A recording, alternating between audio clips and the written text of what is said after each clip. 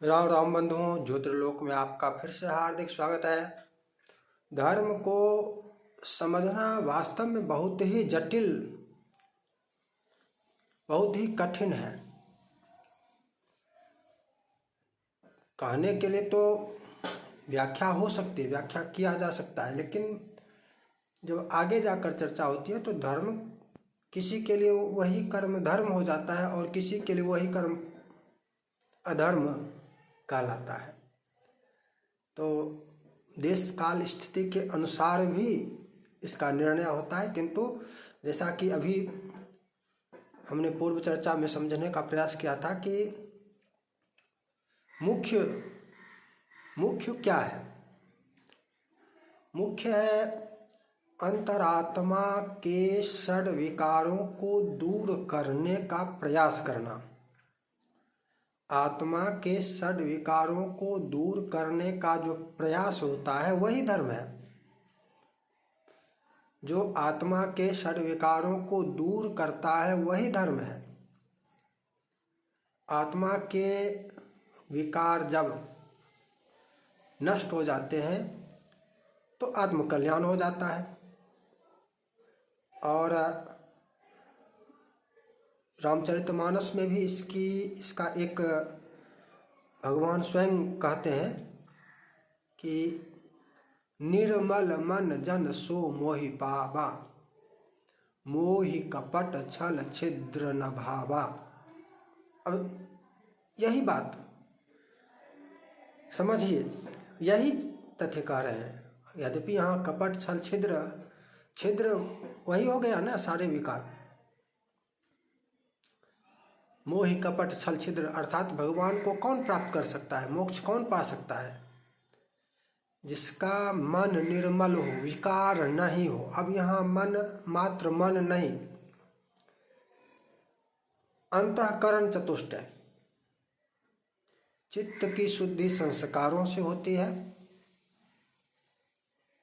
मन से ये जो षड विकार हैं अंतरात्मा के, इनको निकालने के लिए, इनके निस्तारण के लिए ही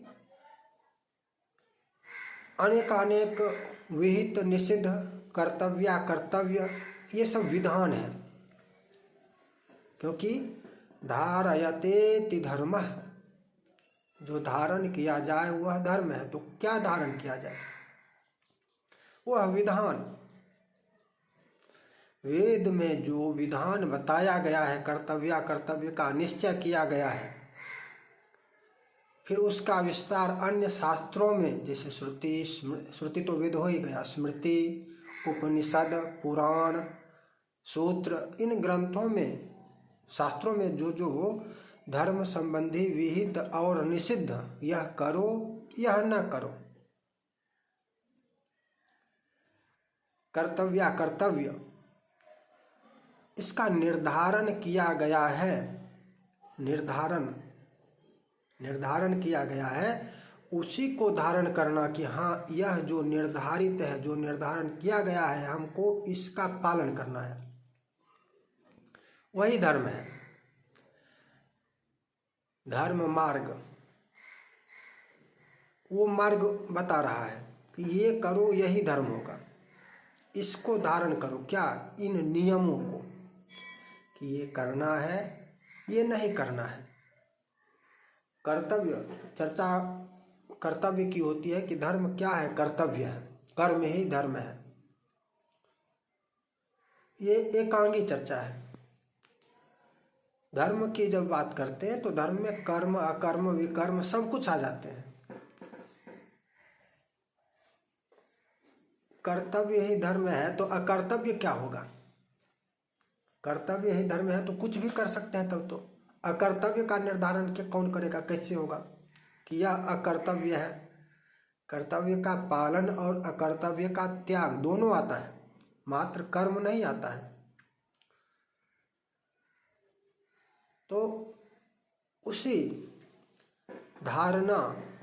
धारयतेति धर्म, तो क्या धारणा को समझिए थोड़ा सा। एक नीति श्लोक है, सत्यम ब्रूयात प्रियम ब्रूयात अप्रिय सत्यम नो ब्रूयात। सत्य बोलो, प्रिय बोलो और अप्रिय सत्य नहीं बोलो। सत्य बोलो, एक बोलो तो क्या बोलो, सत्य बोलो, और क्या तो प्रिय बोलो, और क्या यदि सत्य हो लेकिन अप्रिय हो तो मत बोलो। अब यहाँ से एक धारणा बन जाती है। ये वचन एक धारणा इससे बनी कि या नहीं बनी, ये इससे एक धारणा बनी ना। अब इस धारणा के विपरीत वाला देखते हैं। ये तो नीति श्लोक है, ये शास्त्र का वचन नहीं है, नीति श्लोक है, साहित्य का है। रामायण धर्मशास्त्र में आता है। वाल्मीकि रामायण की बात करें, उसमें एक श्लोक है, सुलभाः लोके राजन् सततं प्रियवादिनः। सुलभाः लोके राजन् सततं प्रियवादिनः अप्रियस्य च सत्यस्य श्रोता वक्ता च दुर्लभम। प्रिय वचन बोलने वाला प्रियवादी सुलभ है, संसार में ढेरों है। सुलभा लोकी राजन, इस संसार में सुलभ है, बहुत है। सततम प्रियवादिना, निरंतर प्रिय बोलने वाला। अप्रियस्य च सत्यस्य, अप्रिय हो किंतु सत्य हो, अर्थात सत्य हो किंतु अप्रिय भी हो, उसको श्रोता वक्ता च दुर्लभम, सुनने वाला और बोलने वाला दोनों दुर्लभ होता है। अब यहाँ से क्या सिद्धि हो रही है? यहाँ से सिद्धि हो रही है कि वो दुर्लभ होता है, कि अर्थात वही धर्म है। धारणा यहाँ से बदल रही है। यहाँ दूसरी धारणा आ गई कि दुर्लभ करना वही चाहिए, किंतु करने वाले नहीं होते हैं, नहीं मिलते हैं। वैसे न तो बोलने वाले न तो सुनने वाले, दुर्लभ हो गया। अब धारणा बदली या नहीं बदली? अब यहाँ से शास्त्र से धारणा बदल गई कि प्रियवादी सुलभ होते हैं, प्रिय वचन बोलने वाले, मीठी वाणी बोलने वाले। अप्रिय सत्य बोलने वाले अत्यल्प होते हैं, दुर्लभ होते हैं, कठिनता से मिलते हैं। और सुनने वाले भी नहीं बोलते हैं। इसे श्रोता ही पहले कहा, तो सुनने वाले नहीं मिलते हैं, इसीलिए बोलने वाले भी नहीं मिलते हैं, वक्ता भी इसीलिए नहीं मिलते हैं। श्रोता उपलब्ध हो तो वक्ता भी उपलब्ध हो जाएंगे। तो धारणा, फिर दूसरी धारणा बन रही है, सत्य धर्म है, सत्य वचन सत्य बोलना धर्म है। ये धारणा एक धारणा है। तो ये धारणा होती है, धारणा कि ऐसा होना चाहिए, ऐसा नहीं होना चाहिए, ऐसा करना चाहिए, ऐसा नहीं करना चाहिए। ये धारणा जो बनती है, कौन सी, इसमें भी फिर आ जाएगा कौन सी धारणा। धारणा तो कुछ भी बन सकती है। धारणा वो जो वेद में कहा गया है, ये धारणा धर्म नहीं होगा। वो जो अप्रिय से च सत्य से न सत्यम ब्रूयात प्रियम ब्रूयात अप्रिय सत्यम न ब्रूयात, ये धारणा धर्म नहीं है। यद्यपि इसमें भी तर्क से आएगा। तर्क से क्या आएगा? तर्क से आएगा कि अप्रिय बोलने से भी अगले आदमी को ठेस पहुंचती है, दुख होता है। दुख होता है तो ये अधर्म हो जाएगा। इसमें तर्क कुतर्क हो सकता है, किंतु यह धारणा धर्म नहीं है। अप्रिय सत्य बोल भी हो तो भी बोलना धर्म है, सत्य बोलना ही धर्म है। असत्य बोलना धर्म नहीं है, कुछ अपवादों को छोड़कर। और उन अपवादों का भी वर्णन शास्त्रों में है कि यहाँ पर असत्य का दोष नहीं। जैसे विवाह में असत्य का दोष नहीं होता है, असत्य बोला जा सकता है। खेल में कुछ है ऐसे गिने हुए कि यहाँ पर असत्य वादन किया जा सकता है। तो उनके अतिरिक्त असत्य नहीं बोल सकते हैं। उनके अतिरिक्त यदि उन स्थानों के अतिरिक्त यदि असत्य बोलेंगे तो वो अधर्म हो जाएगा, क्योंकि सत्य धर्म है, असत्य अधर्म है। धर्म के साथ अधर्म को भी तो समझना होगा। अधर्म अर्थात जिसको धारण ना करे, धर्म के साथ अधर्म को भी समझते हुए ही चलेंगे तभी समझ पाएंगे। अधर्म इसको मत करो, धर्म यह करो, यह करना चाहिए, यह कर्तव्य है, यह कर्तव्य है। तो इस प्रकार से धारणा बनती है। धारणा बनती है तो धारणा कहाँ से बननी चाहिए, आगे का विषय यह हो जाता है कि धारणा कहाँ से बननी चाहिए। बहुत सारी धारणाएं तो लौकिक व्यवहार से ही बन जाती है। वर्तमान में लौकिक व्यवहार में धर्म का ह्रास हो गया है, तो लौकिक व्यवहार में वर्तमान में तो धर्म नहीं संभव है। वर्तमान समय में लौकिक व्यवहार बात बात में मोबाइल आ गया, मोबाइल पर असत्य असत्य असत्य निरंतर, ये तो सब बोलते हैं, सब कहते हैं कि मोबाइल पर झूठ ही झूठ बोला जाता है। कहीं बोल रहे हैं, कहीं आएंगे 2 घंटे में, बोल रहे हैं आधा घंटा में, है ना। व्यवहार तो ये बन गया है।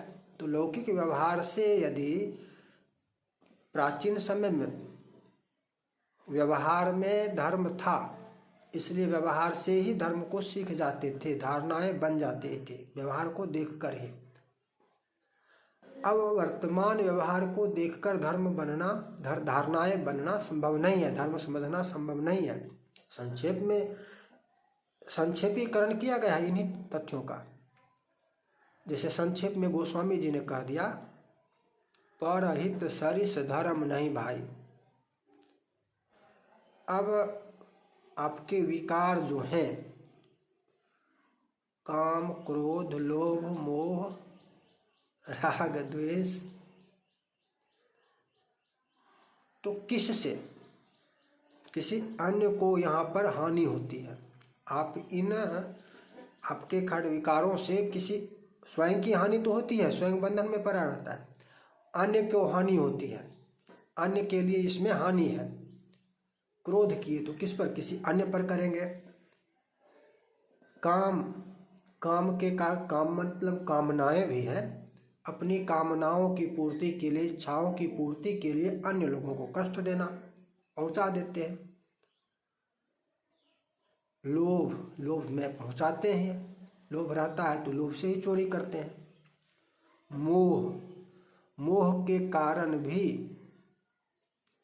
अन्य को पीड़ा देते हैं, किसी का अहित कर देते हैं कि हमको ही चाहिए, इससे मोह है, यह नहीं छोड़ सकता। मोह, राग, किसी से प्रेम है, उसके कारण भी किसी का अहित कर देंगे। द्वेष के कारण तो अहित करते ही हैं, जिससे द्वेष हो उसका अहित तो करते ही हैं। तो परहित सरिस धर्म नहीं भाई। परहित करने का प्रयास जब करेंगे तो काम क्रोध लोभ मोह राग द्वेष, ये सभी, इन सब का त्याग करेंगे तभी परहित कर सकते हैं। यदि खड़विकारों का त्याग नहीं करें तो परहित नहीं कर सकते हैं। जैसे एनजीओ बनता है परोपकार के लिए, जन कल्याण के लिए, लगता है कि धर्म के उद्देश्य से बना है, अनाथाश्रम वृद्धाश्रम इत्यादि, किंतु वहाँ भी सब कुछ है। लोभ सबसे पहले है, कमाई सबसे पहले है, तो वो परहित थोड़े ना हो रहा है। वहाँ पर परहित नहीं कर पाते हैं। परहित करने के बारे में जब सोचेंगे तो उस कथा को याद कीजिए जहाँ पर एक महात्मा 7 दिन तक उपवास में रह गए। क्योंकि कोई उनका प्रतिदिन जो भोजन बनाते थे वो लेकर भाग जाता था। भोजन के बनाकर भगवान को अर्पित करने गए, तब तक भोजन लेकर कोई भाग गया। 7वें दिन उन्होंने विचार किया कि अब आज इसको देखेंगे कौन ऐसा करता है, कौन ऐसा चोर है। 7वें दिन उन्होंने देखा कि एक चांडाल आया और उठाकर लेकर भाग रहा है, पीछे से ये घी लेकर दौड़े, क्योंकि रोटी सूखी थी। ये दौड़े कि लो लो लो लो लो लो, सूखी कैसे खाओगे, घी लगा कर खा लो, घी नहीं लगी है। कथा के विस्तार में नहीं जाना है। तो यहाँ पर उसका भी अहित नहीं करना है। चोर है फिर भी अहित नहीं करना है, उसके लिए भी घी लेकर दौड़े कि लो। व्यावहारिक जीवन में यह व्यावहारिक जीवन का विषय नहीं है, यह आध्यात्मिक जीवन का विषय है। किसका था जो चोरी कर लिया? वह भूखा था इसलिए चोरी किया। भगवान ने भेजा, भगवान ने उसके हक में, उसके दाने दाने पर लिखा है खाने वाले का नाम, उसके लिए उस अन्न पर था तो लेकर चला गया। तो आध्यात्मिक दृष्टिकोण से इसमें उसके प्रति भी द्वेष नहीं होगा। ये हो जाता है, उस वैसे स्थिति में भी द्वेष उत्पन्न नहीं होना तब आता है कि परहित, घी लेकर दौड़े, उसका भी हित ही करना है कि सूखी रोटी है मत खाओ, घी लगा कर खाओ। हित करने के लिए जब चलेंगे, यहाँ पर क्या द्वेष नहीं हुआ ना। चोर से द्वेष होता है ना, आपका कोई सामान चोरी कर ले तो द्वेष होगा उससे। उसको, चोरों को क्यों पीटा जाता है? चोरों की पिटाई की जाती है। व्यावहारिक जीवन का यही सत्य है, ये आध्यात्मिक चर्चा में है, इसलिए तो द्वेष होगा उससे, चोर से द्वेष होगा, उसकी पिटाई हो जाएगी, सब कुछ हो जाएगा। तो यहाँ पर है क्या है? द्वेष, तभी तो उसकी पिटाई करेंगे। द्वेष हो गया, या क्रोध, क्रोध आ गया। द्वेष नहीं होगा, क्रोध होगा। द्वेष तो उससे होगा जो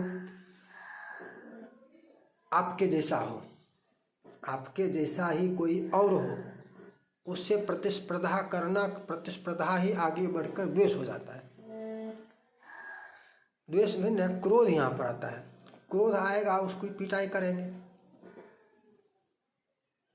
कथा का प्रसंग जो था उसमें क्रोध नहीं आया, क्रोध उत्पन्न नहीं हुआ, क्रोध समाप्त है मन से, अंतःकरण से, अंतरात्मा से। क्रोध क्या है? समाप्त है। कैसे हुआ? धर्माचरण से, धर्म पालन से। धर्म ने क्या किया? खड विकारों को दूर कर दिया। खड विकार दूर हो गए तो क्या हुआ? 7 दिन के भूखे हैं, एक चोर आया चांडाल वेश में, वो लेकर जा रहा है और उसके पीछे घी लेकर दौड़ पड़े कि घी लगा कर करो, रोटी सूखी है। क्रोध उत्पन्न नहीं हुआ। कैसे? कैसे नहीं हुआ? यही समझने का विषय है। परहित में ये अभ्यास का विषय हो जाएगा। परहित करते करते आपके मन का, आपके अंतःकरण का विकार नष्ट हो जाएगा। और इधर से चलते हैं, धर्माचरण करते करते, धर्म का पालन करते करते। परहित इसमें संक्षेपीकरण किया गया। संक्षेप में समझ लो क्या है धर्म। परहित सरिस धर्म नहीं भाई, इसमें सभी विकार स्वतः नष्ट हो जाते हैं। धारणाएं, फिर धारणा पर आना है। धारणाएं वेद में जो कहा गया है उसके पश्चात शास्त्रों में, अन्य शास्त्रों में, श्रुति तो है, स्मृति, पुराण, सूत्र इत्यादि अन्य शास्त्रों में जो कहा गया है, फिर लोकाचार में, परंपरा से जो प्राप्त होता है, वो सभी धारणाएं बन जाती है। धारणाएं इसी प्रकार प्राप्त होती है। परस्पर विरुद्ध धारणाएं होने पर अंतिम निर्णय, अंतिम सत्य वेद की धारणा होती है कि वेद में जो कहा गया है वह सबसे ऊपर है। वेद का वचन सबसे ऊपर, लोकाचार सांसारिक व्यवहार से प्राप्त धारणाएं सबसे नीचे। वर्तमान में तो ऐसा हो रहा है कि सांसारिक, वर्तमान में तो जो राजनीतिक और वैश्विक स्थिति है इसमें तो ऐसा हो गया है कि वेद जो कह रहा है वो सबसे नीचे हो गया। वेद का कथन जो देख रहा है अभी वो सबसे नीचे हो गया, और व्यवहार जो कह रहा है वह सबसे ऊपर हो गया। वह सबसे ऊपर हो गया कि वो ऐसा करता है, वो ऐसा करता है, ऐसा करना चाहिए, ऐसा करना चाहिए। कहने वाले सब हैं लेकिन सबके सब धर्म कोई नहीं कर रहे हैं, धर्म का पालन कोई नहीं। सबके सब जहाँ हैं जैसे हैं, कहीं ना कहीं वो चाहे एनजीओ बनाए या जो करे, सबके सब एक ही पंक्ति में चले जा रहे हैं।